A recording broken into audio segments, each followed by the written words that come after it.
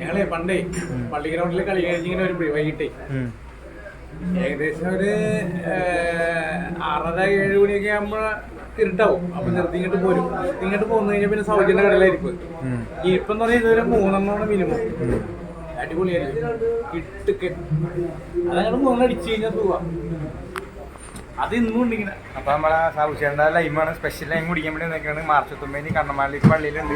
അപ്പൊ നമുക്ക് കുടിച്ചു നോക്കിയിട്ട് എങ്ങനെ നോക്കാം.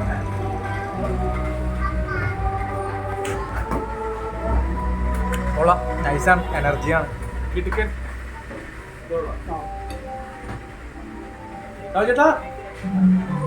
ഇതാണ് സാബു ചേട്ടൻ. ഇതാണ് നമ്മുടെ സാബു ചേട്ടൻ. ആ പണ്ടത്തെ ഓർമ്മ ഉണ്ടല്ലോ ആയി മറക്കാൻ വേണ്ടിട്ട്.